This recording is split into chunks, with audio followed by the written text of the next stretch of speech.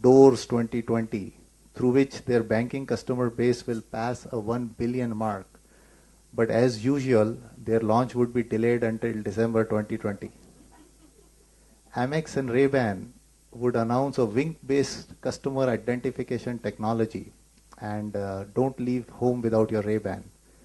And Fannie Mae and Lexus would have a new deal to give you a free Lexus with a 0% mortgage. So that'll still be the condition of the real estate. And finally, NMIMS in 2020 should be ranked as the world's best higher education services enabler. And somebody on this dais should now be the richest man in Bangalore, hopefully. I apologize. Just to look at, and obviously a lot of examples I'm going to give is from the field I kind of belong. Last 26 years I've been in the IT industry delivering solutions for banks. So pardon me if the examples are very specific to my area of coverage. But this is a very profound statement. Banking is necessary, banks are not. So this is showing the crumbling nature of the organizations that is going on around us. If you look at the traditional organization and what we were taught in business school, you had siloed, you had clear definitions. This is the customer, it's a black box. This is your organization, and this is really your supply chain. And you had clear delineation and boundaries. But if you look at what's happening now, it's really, keep going, sir, keep going. Yeah. And now if you see, where is a boundary? It's really becoming a boundaryless kind of a environment. And especially if you see examples like what's happening, YouTube and Boeing and some of the models that they have encompassed, you actually have customers participating in your product design, and also the entire supply chain is so tightly integrated into what we create. The other anomaly happening out there is, who is your competitor? If you look at the banks, Citi is not afraid of a Bank of America stealing their market share. They are paranoid. What if tomorrow Microsoft launches a virtual bank, or a Google launches a virtual bank? So that is really in the boardroom, the discussions what they're doing around how to predict who's going to be your next competitor. If you look at what's happening in the telecom world, if you see in Japan, NTT Docomo bought the credit card division of Sumitomo Bank. So suddenly you have a telecom player entering the credit card space, which is unheard of before. If you look at what's happening, again, another fear JP Morgan and the other big banks have, Walmart applied and got a banking license in South America. Now there is a lot of lobbying in Washington to stop Walmart from getting a banking license in the United States, because that's again going to completely threaten and disrupt the way retail banking and corporate banking is done. In the UK, it has already started. Some of those who you visited UK lately, last couple of years, Sainsbury's, it's like our Big Bazaar. They have actually launched a bank. So when you go to buy groceries and you fill gas at Sainsbury's, you could actually withdraw money, do your check deposits, and do a lot of your banking transactions while you're inside a superstore. And that's really the big threat, because currently, earlier if you look at the Porter 5-block summary, right, it talks about competitive threats. Here, you don't even know now where is your next competitor coming from. PayPal, this is a 10-year-old company. It's overtaken a 150-year-old company, American Express. PayPal is now the third largest card payment processor in the world, which is being dominated. Earlier, if you know, in the United States, there was hegemony by American Express.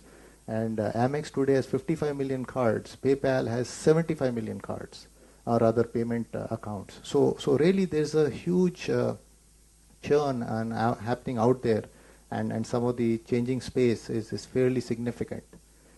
Now, and I'm sure a lot of you are already aware of some of these very significant changes. Now, in terms of the couple of messages I'd like to leave for you as you graduate today, the first message is, no one is superior by size, but by purpose. And this is best exemplified by what a lamp can do, which even the mighty sun cannot do. If you see, a lamp is able to give you light when the sun is not there. So it's not a question of size. It's really a question of superiority by purpose. And another example may not be so relevant now, but if you look at Nokia, it is produced by Finland, which is one of the smallest countries in the world. Of course, now they may be on their downhill, but if you look at the market monopoly that they enjoyed literally for the last 15 years, it was phenomenal. And it was born out of a country which is really small. So it's really not a size, but the purpose. And, so please keep that in mind. The second message is it's performance and not position that ultimately counts. And I'll give you an anecdotal example here. A priest dies, and you may have heard this before. Priest dies and goes to heaven. Now God is waiting at the gate, and the priest sees a small queue in front to kind of get into heaven. Ahead of him, he sees a guy who's dressed very shabbily, with dark sunglasses. And, when that guy's turn comes, God asks him, "Who are you?" So that guy, the guy, shabbily dressed guy says, "I'm Pandy. I'm auto rickshaw driver from Chennai." So God says, "Welcome to heaven, my son. Here is a golden robe. Here is a golden scarf. And please go into heaven." Then the priest's turn comes. So God asks the priest, "Who are you?" He says, "I am a priest. I was in this temple for 40 years. I was preaching." So God says, "Here is a cotton robe, cotton scarf, and please go inside." So the priest says, "Hey, wait a minute. I was the guy, 40 years.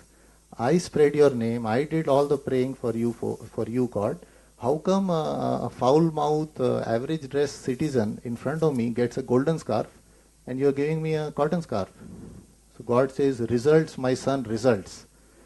When you preached or when you prayed, everybody slept. When Pandy, the auto rickshaw driver, drove his rickshaw, everybody prayed.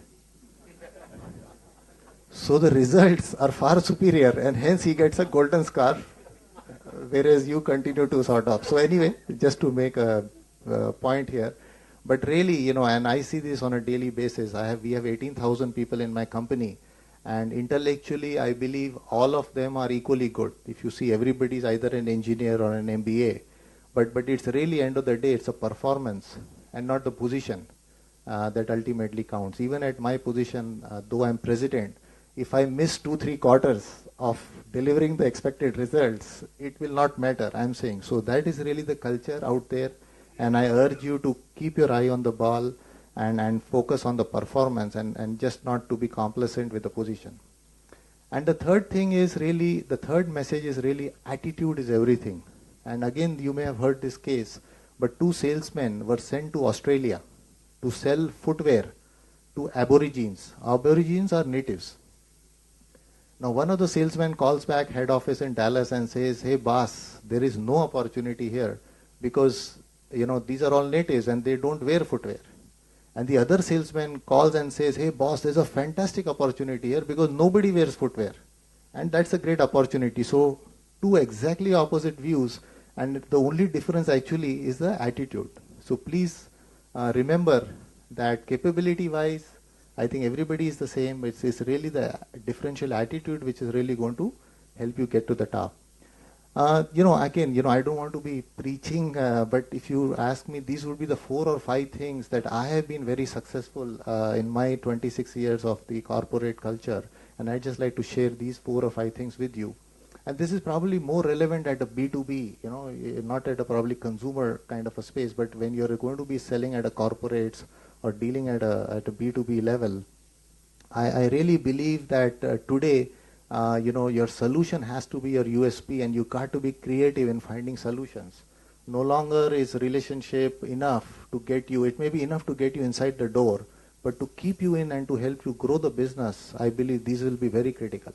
And obviously relationship is never going to go out of fashion. You have to be able to manage your customers, your suppliers, your people. So that will have to be, will remain a very significant success. And obviously need to stay communication, very strong communication. And India, unfortunately, we don't realize communication also means ability to listen well. It's not enough to continue to, and some of us, and I see this daily on conference calls with customers, we just tend to not listen. We just love to give our opinion and anyway. And obviously, end of the day, you got to be able to go to the top, reach the top management of your customer organizations and grow. I'll skip this. This is a lot of detail, but these are some of the KRAs obviously you've probably seen this, not the strong, but the flexible will survive in this business environment. Okay. Just one quick, slightly dated slide, but just to give you a context of the environment in which we operate. Now, again, this is slightly off. Now, the Indian software industry is probably close to 35 to 40 billion, okay? But look at some of the single companies, Microsoft, 40 billion, Dell, 51 billion, IBM, 97 billion. You don't have HP here. HP is probably 112 billion. Now, I'm comparing the complete Indian software exports versus individual companies here in the space. So look at the headroom for growth. And we believe we are doing fantastic. We are growing 20%, 25%. But all I'm saying, compared to where we need to be, there's a phenomenal leap of faith. And that's good news. Again, like the Aborigine salesman example, that is the headroom you have to grow. So anyway. Finally, it's a lot of change around us. Few things will not change. What will not change is if we don't take care of our customers, competition will. So please remember that. The next thing that won't change is please remember who keeps us in business. Okay, we cannot afford to lose sight of that. And finally, this will never change, that there is a way of transferring money even faster than electronic banking, and it's called marriage. So thank you very much. All the very best, and God bless. Thank you, Mr. Khanna, for your very realistic take on the times to come and your wise inputs for the drivers of success. I would like to